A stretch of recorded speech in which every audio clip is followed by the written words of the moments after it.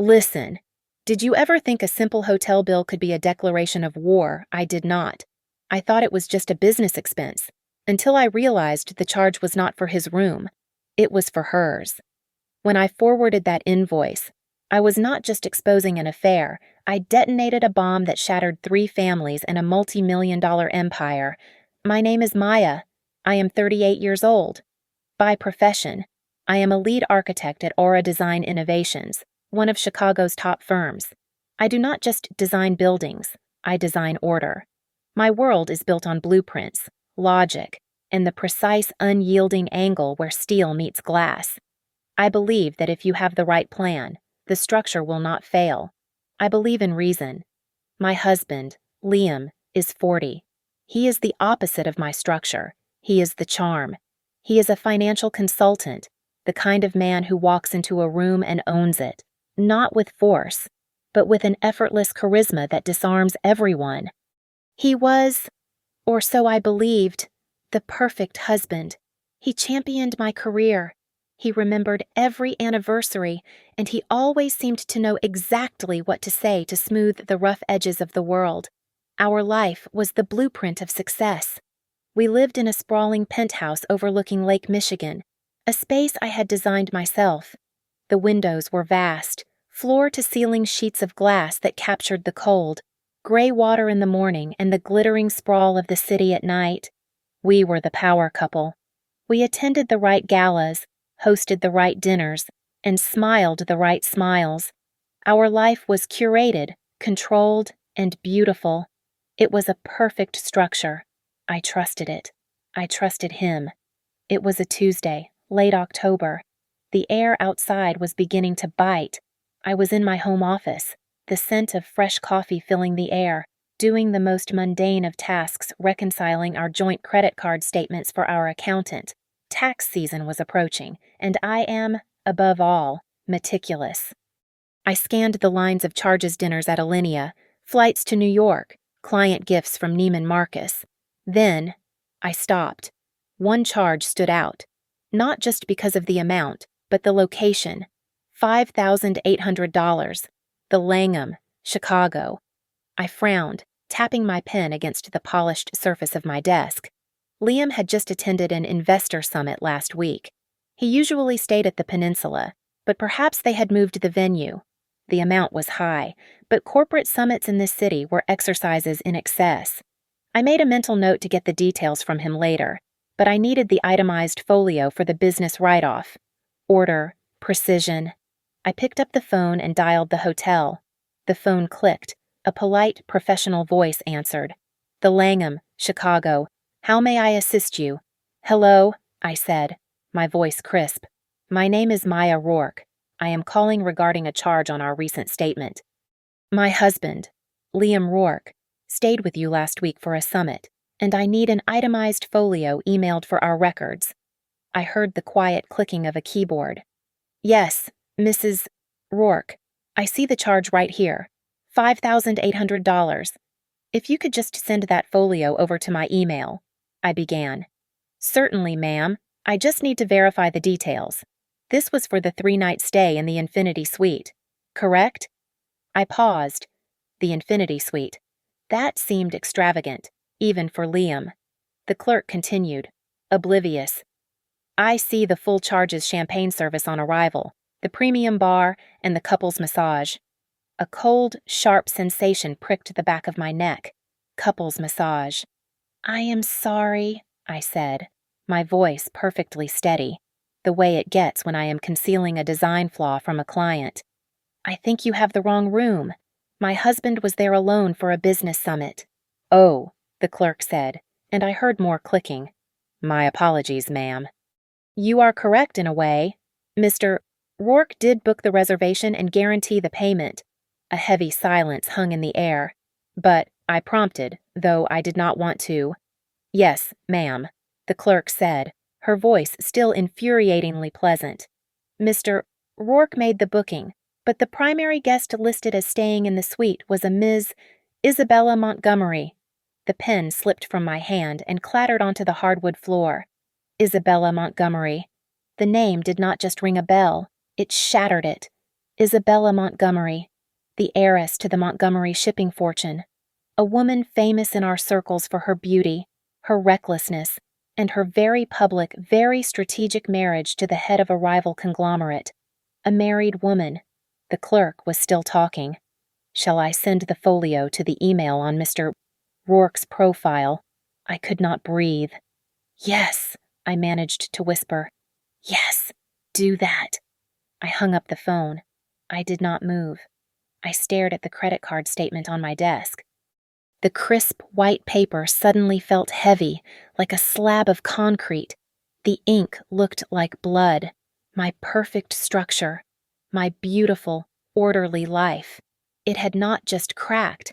It had been hollowed out, and I was the last one to know. The world I had built, the blueprint I had trusted, was a catastrophic failure. My hands were shaking. It was not a tremor, but a deep, structural vibration, as if the foundations of my own body were failing. Isabella Montgomery. I did not need to look her up, but I did anyway. I typed her name into my browser, and the screen filled with the manufactured gloss of Chicago society pages. There she was, laughing at a charity ball, her arm linked with her husband's Arthur Montgomery, the heir to a logistics empire that was a direct competitor to several of Liam's biggest clients. They were a rival dynasty. This was not just messy, it was dangerous. The email from the Langham arrived. The subject line read, "Folio for Ms. Montgomery." I opened it. Champagne. Strawberries. The massage. $5,800 of intimacy. I felt sick. My first instinct was to call Liam, to scream at him, to demand he explain how business translated to a 3-night romantic suite with another man's wife. But the image of him stopped me. Liam, the perfect, supportive husband. Liam, who just this morning had kissed my forehead and told me he was proud of my latest project. He would have an explanation. He always had an explanation. He would turn it around, make it sound logical, and I would be left looking like a jealous, paranoid wife.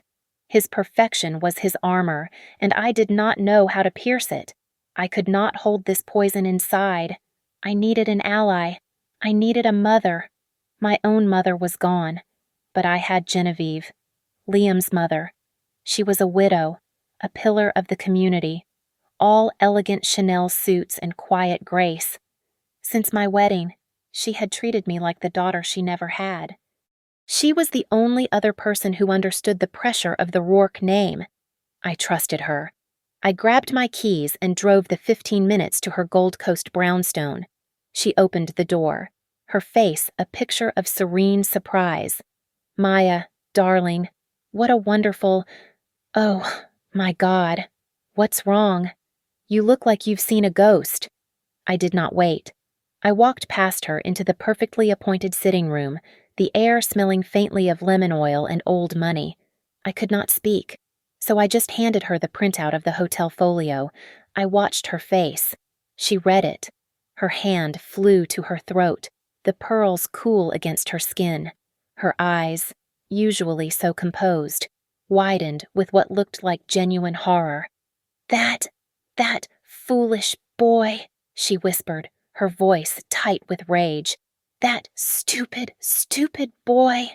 She looked at me, her eyes brimming with tears. "Maya, I am so sorry to do this to you, after everything." She pulled me into a hug. It was strong, protective. I leaned into it, finally letting a sob escape. "He's a fool, Maya, a fool." She pulled back, her face set in a mask of maternal fury. "You must not confront him," she said, her tone urgent. "Not while you're like this. Men like Liam, they panic, they lie, they make it worse. Please, darling, let me handle this. Let me talk to him. As his mother. I will find out what this is, and I will fix it. I promise you. Just go home. Do not call him. Do nothing." I was so desperate for an anchor, so relieved not to be alone in this, that I agreed. I nodded, wiping my eyes. "Okay, Genevieve. Okay. I went home and endured a night of hell, staring at the ceiling, imagining every scenario. Liam was due back the next day. Genevieve arrived at my penthouse just before noon, her face drawn and tired, but the panic in her eyes was gone. It was replaced with a soft, weary relief. "Maya, my love," she said, taking both my hands. "It is exactly as I suspected. A terrible, terrible misunderstanding." I waited, my heart hammering. Liam was at the summit, just as he said, she began, sitting me down on the sofa. "But Isabella Montgomery, well, you know her husband, Arthur. He's a brute, a drunk. He apparently found some texts on her phone and, well, he became violent. Isabella fled. She was hysterical, terrified. She called Liam." "Why Liam?" I asked, my voice small. "Because he's a good man, darling," Genevieve said softly. "He's her friend, and he's Arthur's financial advisor. She thought he could calm Arthur down. Liam found her in the lobby of the Langham, distraught. He couldn't leave her there, so he used his name, his card, to book her a secure suite where she could be safe for a few nights while her family arranged protection. He was trying to protect her privacy. The massage," I whispered, "the champagne." "She was a wreck. Maya." Genevieve sighed. He ordered her a wellness package. The hotel misbilled it as a couples treatment, but it was 2 separate therapeutic massages to help her calm down. He was being kind. He was being the man I raised him to be. He just didn't want to worry you with another woman's marital drama. She looked at me, her eyes pleading. "He loves you, Maya. You must believe that. His only crime was having too good a heart." I wanted to believe it. Oh, God, how I wanted to believe it.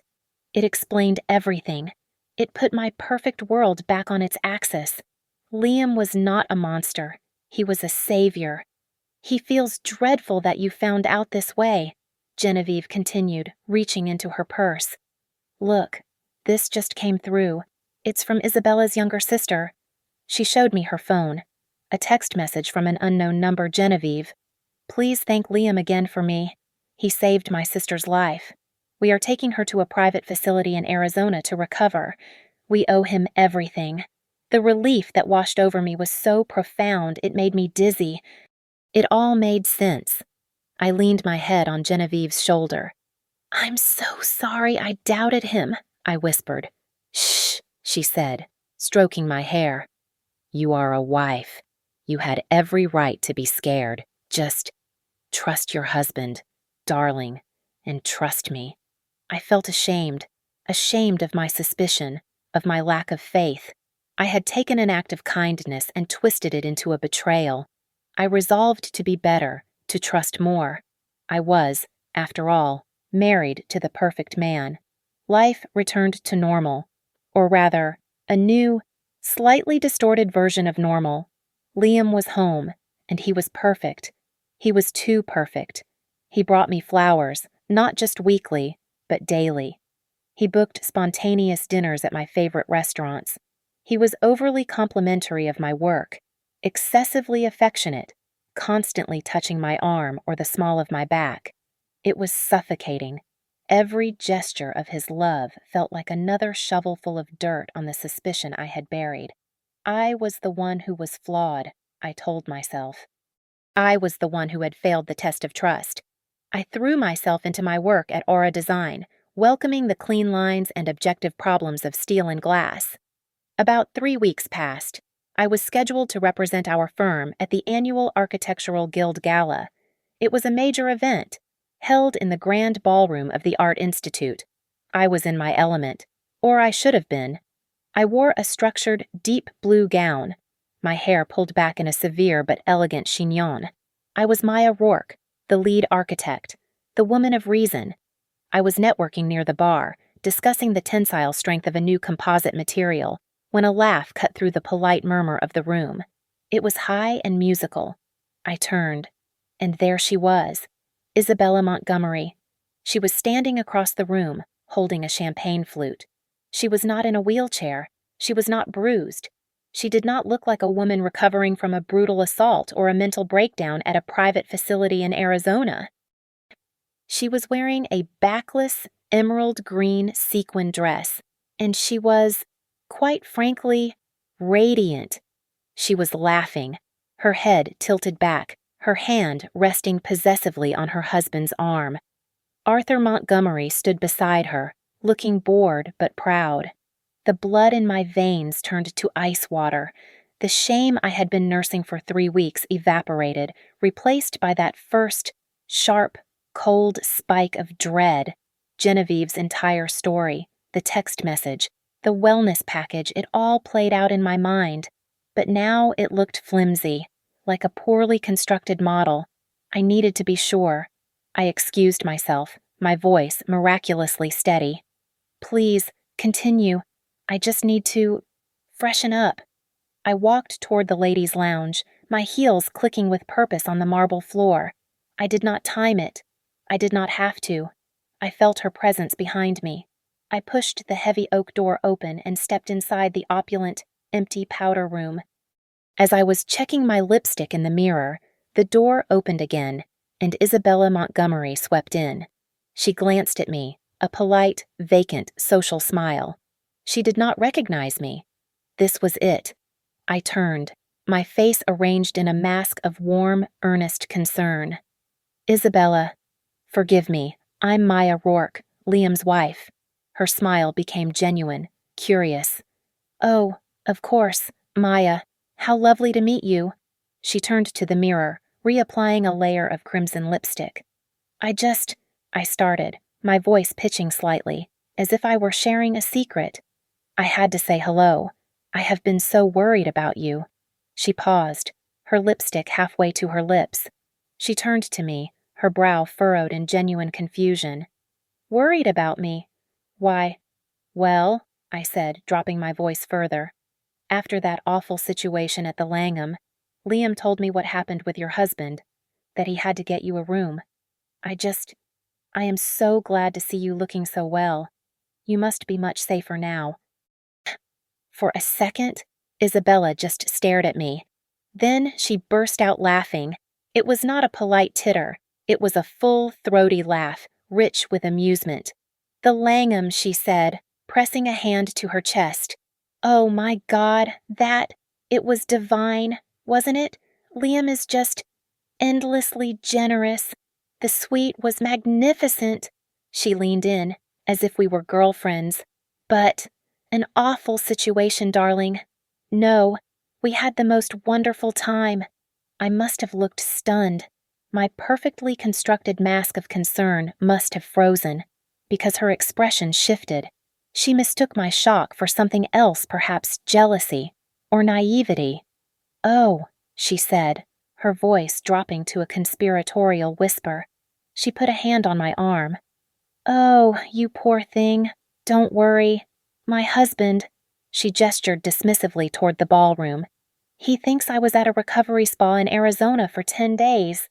Men, she rolled her eyes, a gesture of shared female burden. They are just so wonderfully easy to manage, aren't they? She gave my arm a final patronizing pat, winked at me in the mirror, and swept out of the room, leaving a trail of expensive perfume in her wake. I stood motionless. I looked at my reflection. The woman staring back was a fool. The couple's massage, the champagne, the lie. It was all true, but the worst part, the part that made my knees weak, was not just Liam. It was Genevieve, with her tears and her feigned outrage. Genevieve, with her story of a brute and a victim. Genevieve, with her fabricated text message. She had not been mistaken. She had not been misled. She was complicit. I was not just married to a liar. I was surrounded by a nest of vipers. I was alone, and I was in a war I had not even known I was fighting. I did not go back into the ballroom. I walked straight to the coat check, my face a pale, frozen mask. I found the event host, a woman I knew vaguely, and murmured something about a sudden, Blinding migraine. It was not entirely a lie. The pressure building behind my eyes felt seismic. I retrieved my coat and walked out into the cold night air. I did not go home. I could not. The penthouse, the space I had designed with such precision, with its clean lines and views of the lake, was no longer my home. It was the epicenter of the lie. It was his space, his mother's space. It was compromised. I drove my car aimlessly for 20 minutes before checking into a different hotel, a quiet, anonymous suite. I needed neutral ground. I sat in the sterile, beige room, the silence deafening. The shock from the powder room was wearing off, replaced by something else, a cold, clear rage. My hands, which had trembled when I first saw the hotel bill, were now perfectly steady. I took out my phone and dialed a number in New York. She picked up on the third ring. "Maya, it is 1 a.m. "This better be good." "Julia," I said. My voice was flat, devoid of all emotion. "I need you." Julia and I had been roommates in graduate school. While I went on to build structures of glass and steel, she went on to deconstruct structures of numbers and lies. She was a forensic accountant, the best in New York. I told her everything. The $5,800 charge, the Langham, Isabella Montgomery, the couple's massage. I told her about Genevieve's performance, the tears, the story of the abusive husband and the spa in Arizona. And finally, I told her about the powder room, the laugh, the patronizing wink. There was a long silence on the other end of the line. I started to cry then, not a sob of sadness, but a dry, racking heave of pure, unadulterated humiliation. Julia's voice cut through it, sharp and cold as a scalpel. "Stop crying, Maya. Stop it right now. You are not a victim. You are an architect. They built a fraudulent structure. You are going to find the load-bearing walls, and you are going to plant the explosives. Now, stop crying and start digging." The tears stopped. Instantly. She was right. "First," Julia instructed, her voice all business, "you do nothing. You go home tomorrow morning. You are the wife. You are the sweet, trusting, apologetic wife." Apologetic? I balked. "Yes, you have been distant. You have been buried in your work at Aura Design. You feel terrible that you were ever suspicious. You are going to make it up to him." I went home the next morning. Liam was in the kitchen, reading the financial news, the picture of domestic innocence. I played my part. I apologized for being so tense, for being stressed and suspicious. I blamed my new high-rise project. He bought every word, his relief palpable. He kissed me, the perfect husband once more. My next call was to a private investigator, a name Julia had given me. He was not a cheap divorce specialist. He was a corporate security consultant, extremely expensive, based in Washington, D.C., and utterly discreet. I paid his retainer from my personal savings account, the one Liam did not monitor. 2 days later, I presented Liam with a gift. "For being so patient with me," I said, my smile unwavering. It was the newest, top-of-the-line smartwatch, the one he had been eyeing. "Maya, this is too much," he said, beaming. "Let me set it up for you," I said sweetly. "I will even link it to my cloud account. Darling, you know, just as a backup. For safety. In case you ever lose it. I would hate for that to happen." He laughed. "You always think of everything." He handed me the watch. I linked his GPS, his messages, his entire digital life, to a feed I could access from anywhere. While I played the part of the devoted wife, I began the meticulous process of building a financial firewall. I opened a new bank account at a different institution, under my name only. My bonuses from the last 5 years. My personal investment portfolio I began liquidating and moving the funds. Quietly. Systematically. The investigator's first report arrived a week later in a secure, encrypted email. It confirmed the affair. It was not new. It was not a fling. He had time-stamped photos of them, not just at the Langham, but at half a dozen other hotels, going back at least 2 years. My marriage had been a lie for 24 months. That was the wound. The next report was the weapon. I told the investigator to keep digging. I wanted the financial connection. Liam was a consultant. Isabella's husband ran a rival empire. This was not just about sex, it was about money. The second report hit my inbox 3 days later. The subject line was one word: foundations. It was worse than I could have imagined. Julia's instinct was right. They were not just lovers, they were partners. The investigator had uncovered a series of shell corporations, ghost tech investments, set up by Liam's consultancy firm. These ghost companies were receiving massive wire transfers from an offshore subsidiary of Arthur Montgomery's logistics empire. The transfers were being authorized by his wife, Isabella. Liam and Isabella were not just having an affair. They were systematically gutting his company from the inside, siphoning millions of dollars. The Langham was not just a tryst, it was a business celebration. My husband, the perfect husband, was a high-class corporate thief. I am an architect.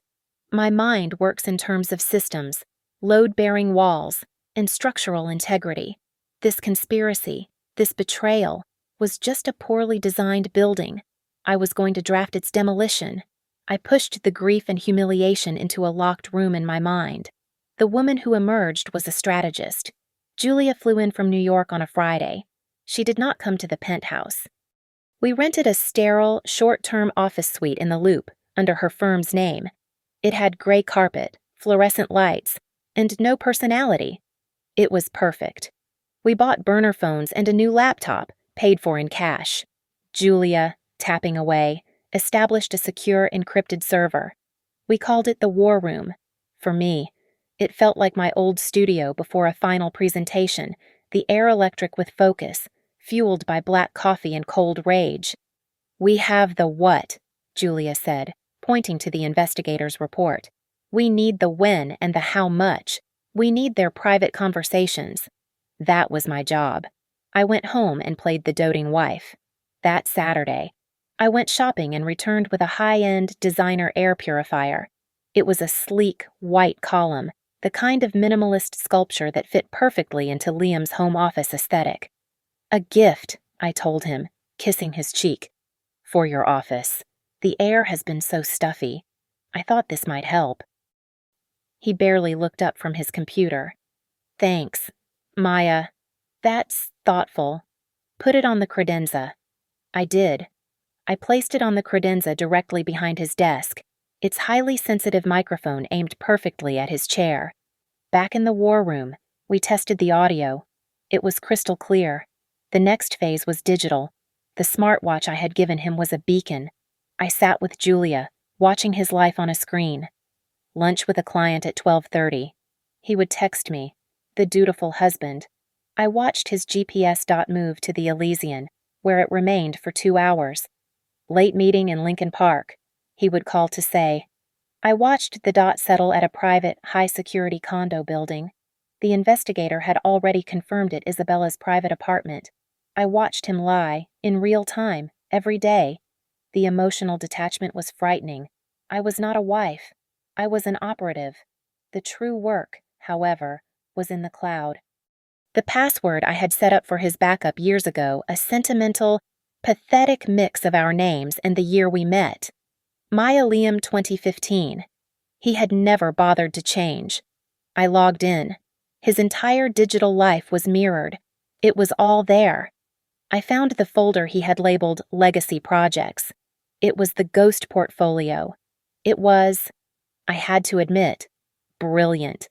A complex web of shell companies, all appearing to invest in non-existent emerging technologies. It was designed to be impenetrable, and it was bleeding Arthur Montgomery's company dry. I was downloading the files when I saw another folder. It was buried deeper.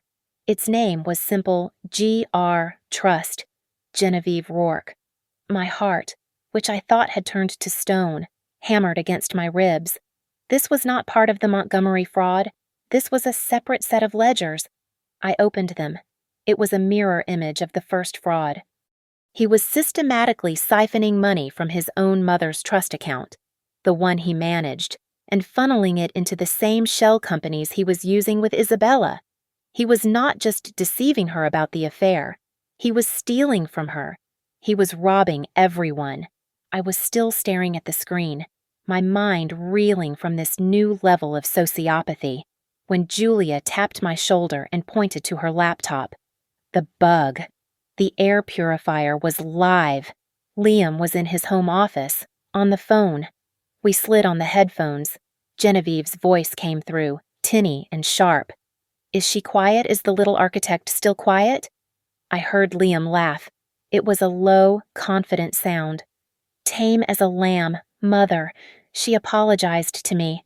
Thinks she's just been stressed with work." "Good." Genevieve sighed. "Just hurry this up. Liam, this thing with Isabella. Get the money secured and get out." "We will," Liam said. "Another few weeks. When this Montgomery deal closes, I will pay back the principal I borrowed from your trust. Double, just as I promised. Then you and we disappear. Buy that villa in Tuscany." There was a short pause. Then Genevieve's voice, laced with a venom that chilled me to the bone. "Just finish it. I am exhausted from having to play nice with that naive little architect." I took off the headphones. My hands were perfectly steady. Naive. She had called me naive. I looked at Julia. The woman who had cried in her car was gone. The architect was in control, and she was no longer planning a demolition. She was planning an implosion. I was not horrified. I was energized. The audio recording was the final blueprint I needed. Naive little architect, Genevieve had called me. It was a fatal miscalculation on her part. An architect sees the entire structure, not just the facade, and I saw, with chilling clarity, exactly where to place the charges. I had to play my part to perfection. The final act. That evening, I approached Liam. I had been distant, stressed, and apologetic for a week. Now, I was contrite and loving. I sat beside him on the sofa, placing my hand on his. "Liam," I said, my voice soft. "I feel like I've been a terrible wife lately, so buried in this new project, so suspicious after that whole misunderstanding with Isabella." He turned, his face a mask of concern. "Darling, you haven't been terrible." "No, I have," I insisted, "and I want to make it up to you, to us. Remember we talked about a second honeymoon, a real one, just us, no phones, no work. Maybe Tuscany, next month." His eyes lit up. I could see the calculation. Get the naive, stressed wife out of the country, away from prying eyes, while he and Isabella finalized their multi-million-dollar theft. It was the perfect distraction. "Maya, that," he said, pulling me into a hug, "is the best idea you have ever had. Absolutely. I will clear my schedule. I will make it happen." The next few days were spent in a whirlwind of planning. While Liam was at his meetings, I watched his GPS dot travel dutifully between Isabella's condo and his office. I was at home, on our shared server. I was ostensibly booking flights and researching villas, but I was actually digging. He was arrogant. He was sloppy. He assumed I would only ever look in the vacations or household folders. But as an architect, I am meticulous. I run full system searches. I was looking for our travel insurance documents when I searched for the word contingency. A hidden folder, one he had not bothered to rename, popped up.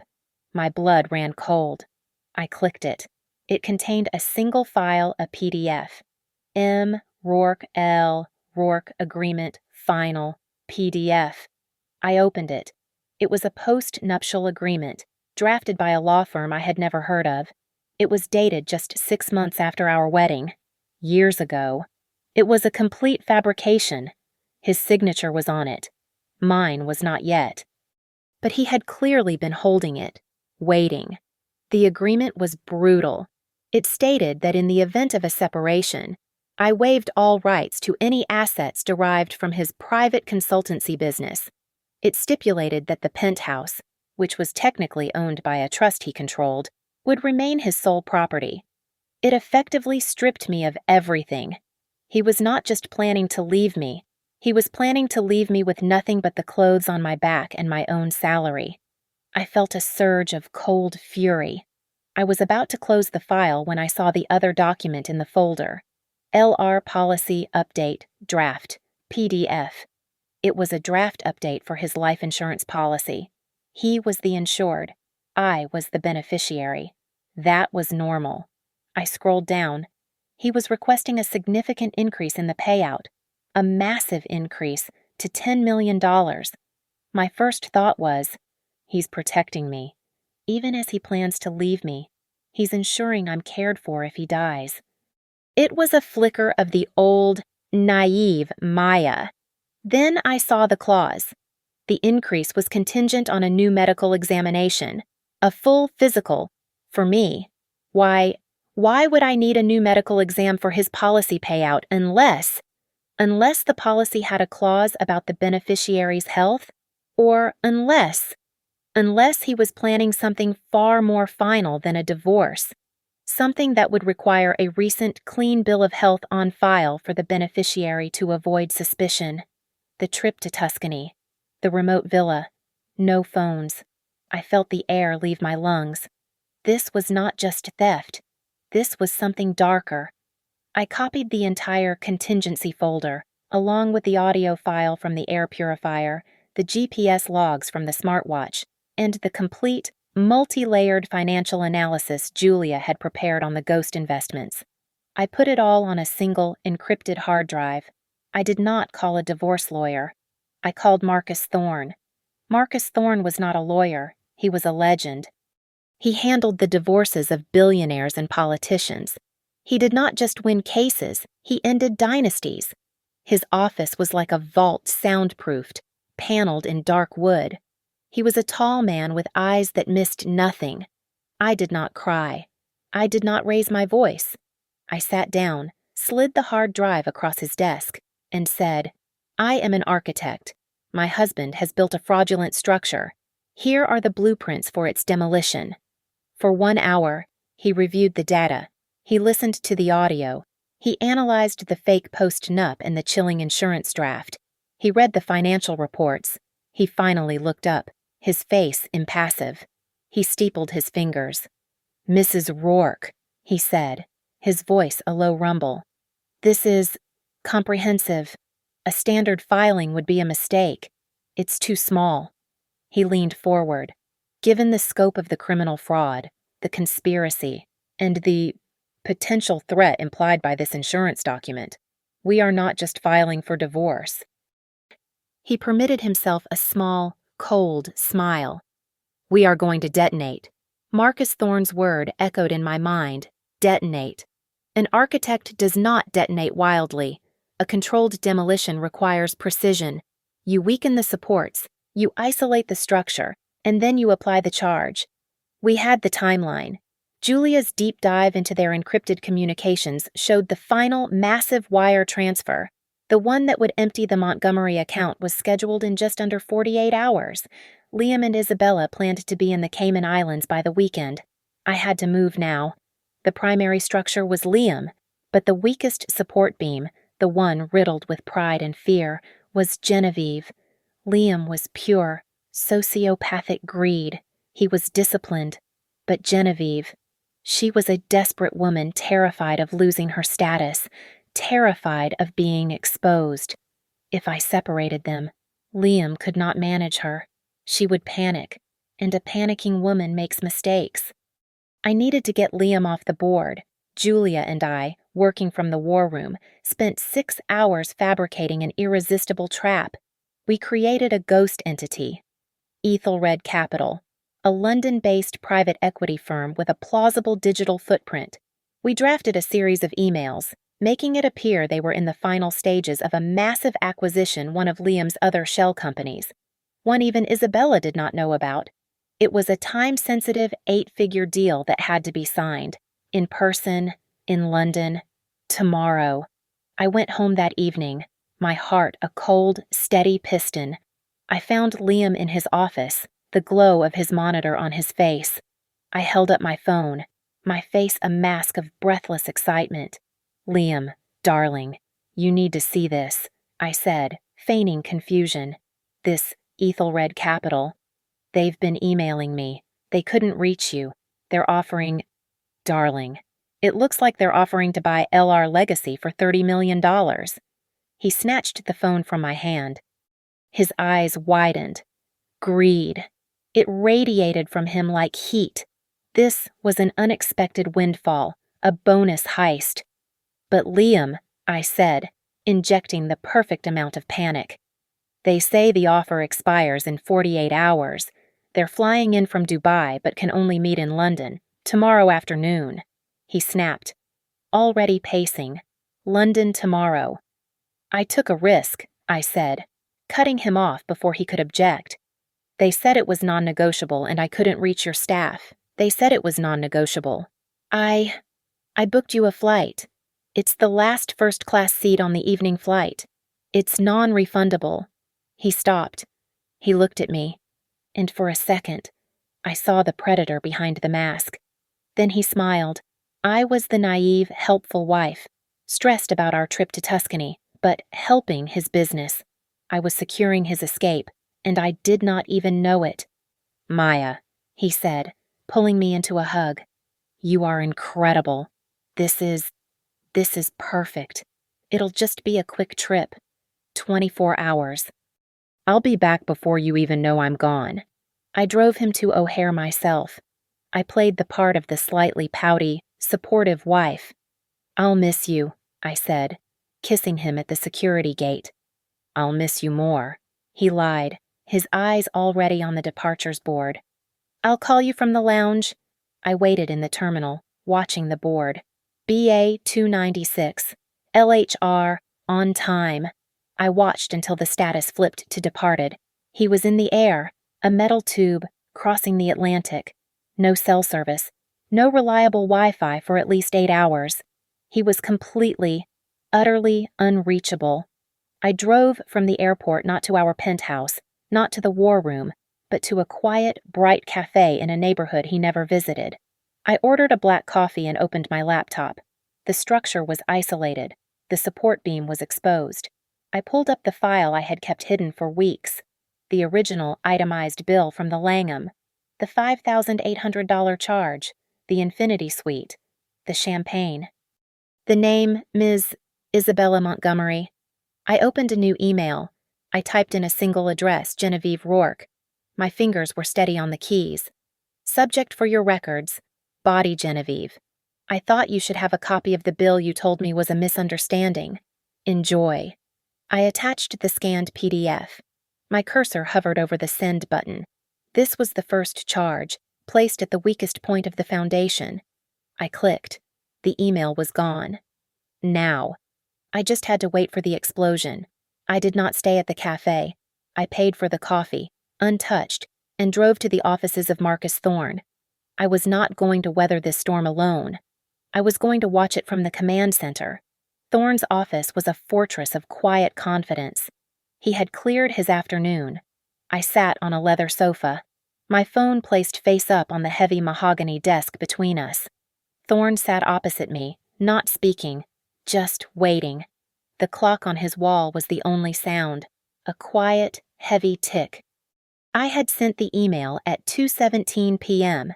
At 2:17 and 30 seconds. My phone lit up. The name Genevieve flashed on the screen. I looked at Thorne. He gave a single, slight nod. I let it ring. 4 rings. Then, the click as it transferred to voicemail. At 2:18, before the voicemail icon could even appear, it rang again. Genevieve. I let it go. It rang again. And again. The calls became frantic, one ending and another beginning instantly. A digital scream. I watched, detached, as the notifications piled up. 1 missed call. 3, 7, 12. After 5 minutes, the screen showed 15 missed calls. The panic was beautiful. "Now," Thorne said. I accessed my voicemail and put the phone on speaker. The polished, quiet office filled with the sound of Genevieve Rourke's world ending. The first message was high-pitched, laced with a false, trembling concern. "Maya, darling, I just received a very strange email. That old hotel bill." "What is this? It's some kind of mistake. Surely. Please call me back, darling. I'm worried." The second message, left perhaps 60 seconds later, was different. The mask was gone. The voice was low, guttural. "This isn't funny. Maya, stop this. You told me you understood. You told me you deleted that. What game are you playing? You call me back, right now." Thorne raised an eyebrow. He was impressed. Then, the third message. It was no longer a voice. It was a shriek, a raw, terrified animal sound of pure rage. So loud the speaker on my phone distorted. "You ungrateful little bitch. After everything we've done for you, Liam gave you everything. You are destroying us. You are destroying him. You are destroying everything. You will pay for this. Maya, you will pay." I silenced the phone as another call came through. The first charge had detonated. The support beam was fractured. Genevieve was in free fall, and her first instinct was not to call her son, who was unreachable over the Atlantic, but to threaten the woman who held the evidence. A fatal error. I looked at Thorne, a grim satisfaction settling in my stomach. "She's rattled," I said. Thorne nodded, but his focus was elsewhere. He had not just been sitting there watching my phone. His own desk line had been quietly lit, a conference call on mute. While my phone was the sound of a personal apocalypse, his was the sound of the real one. He unmuted his line. "My apologies. Mr. Montgomery." A small, domestic interruption. Now, as I was saying, my head snapped up. Montgomery. Arthur Montgomery. Isabella's husband. While Genevieve was leaving me screaming unhinged voicemails about a hotel bill, Marcus Thorne was on a private, scheduled call with one of the most ruthless billionaires in Chicago. Thorne's voice was the antithesis of Genevieve's. It was calm, precise, and utterly lethal. "Yes, Mr. Montgomery. I am looking at the wire transfers right now. Your wife, Isabella, has authorized payments totaling over $22 million in the last 6 quarters. I sat frozen, listening to the other side of the true demolition. "They went to 3 shell corporations," Thorne continued, "all registered in Delaware: Aura Tech, Legacy Solutions, and Midwest Innovations. Our analysis confirms these entities are ghosts. They have no assets, no employees. They are digital buckets, and they are all owned, 100%, by a holding company registered to Liam Rourke. Your wife and my client's husband are not just having an affair, sir. They are systematically and criminally liquidating your company." The line was silent. My phone buzzed again. Another voicemail from Genevieve. It was just white noise. The first domino had just hit the second, and it was 1,000 times larger. Genevieve was screaming about a $5,000 indiscretion, while Thorne was calmly exposing a multi-million-dollar corporate heist. There was a heavy, cold silence on the line from Montgomery. It was not the silence of a man in emotional shock. It was the quiet calculation of a shark that has just scented blood. When he finally spoke, his voice was utterly calm, which was far more terrifying than rage. "Mr. Thorne," he said, "I do not give a damn about my wife's indiscretions. She is a line item, and she has just become a liability. But this consultant, this Liam Rourke, he is a thief. He has stolen from me, and for that, he will be financially erased. We assumed you would feel that way." Thorne said, "What do you and your client want?" Montgomery asked, his voice all business. "My client, Mrs. Rourke, is also a victim of this fraud. She wants out.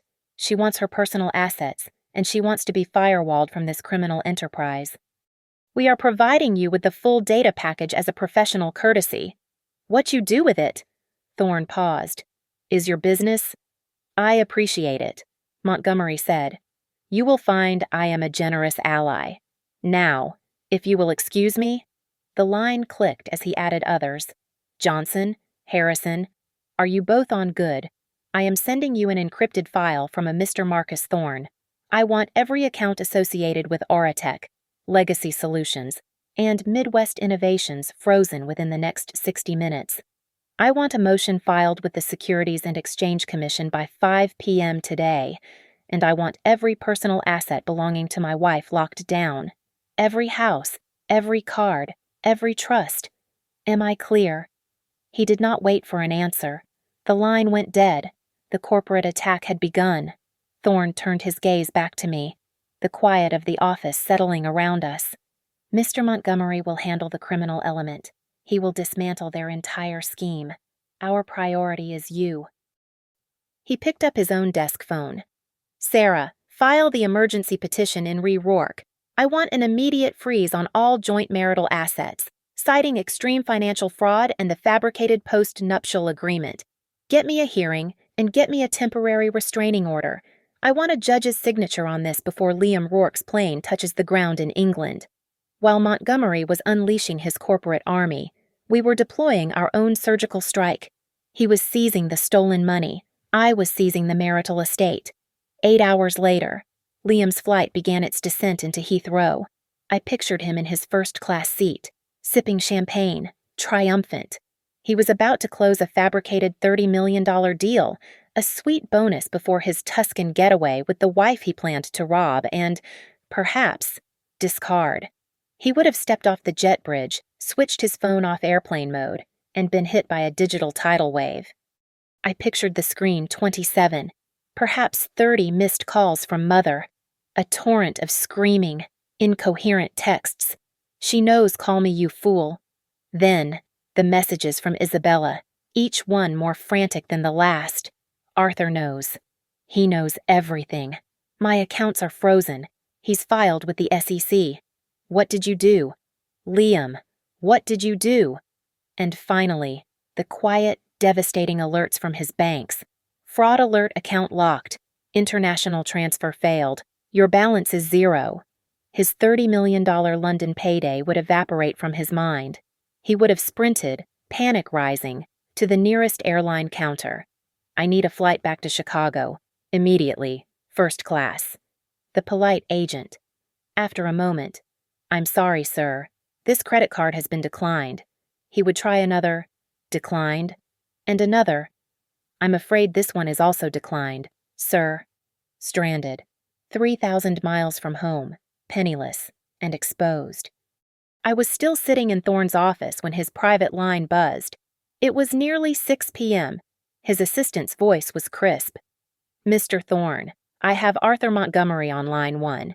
He says it is amusing, and he requests that Mrs. Rourke listen in.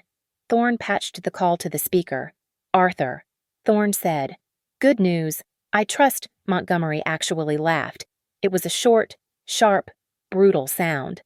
Mr. Thorne, Maya, you have a true piece of work for a mother-in-law. It seems she made a rather desperate calculation. What did she do?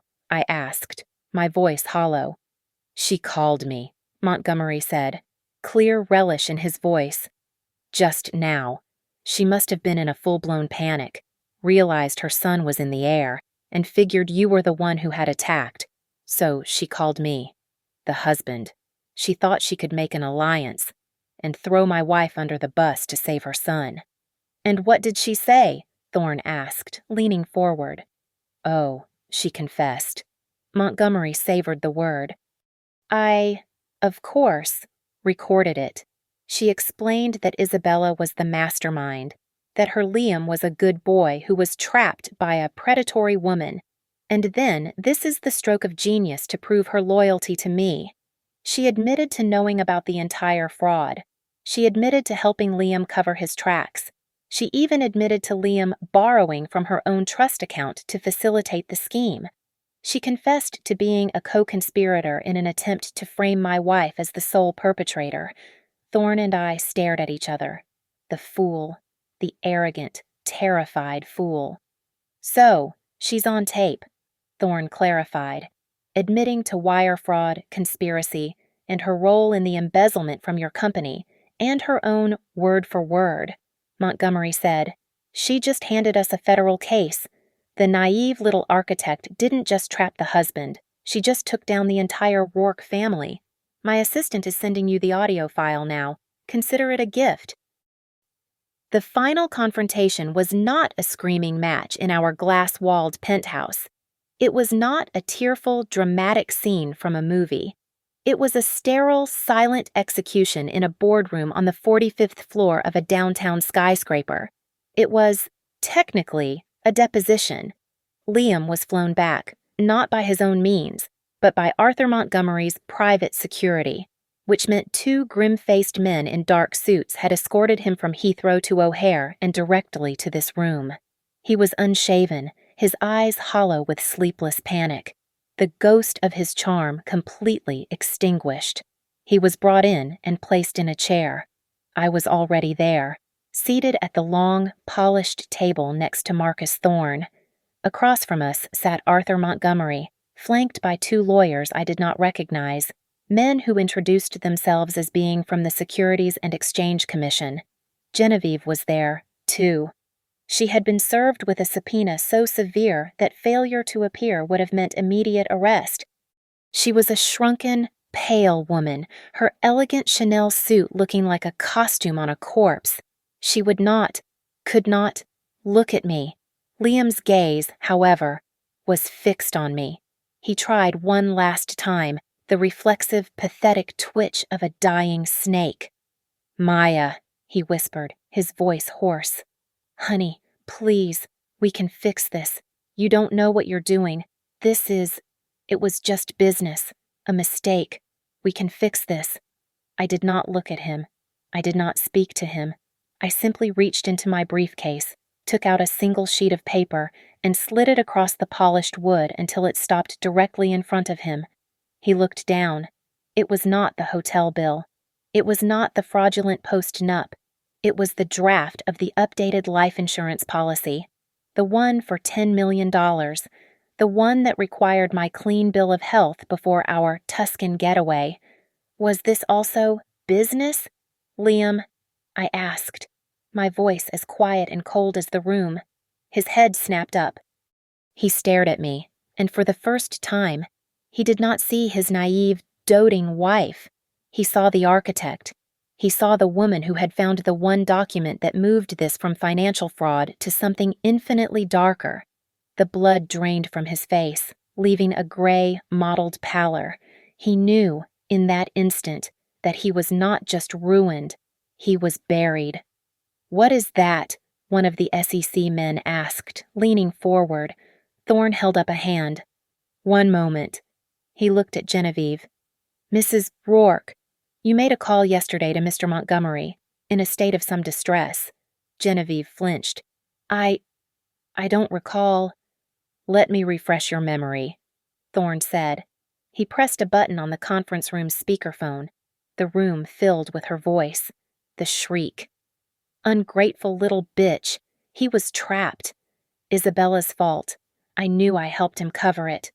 We listened, in sterile silence, to the entire frantic, self-immolating confession.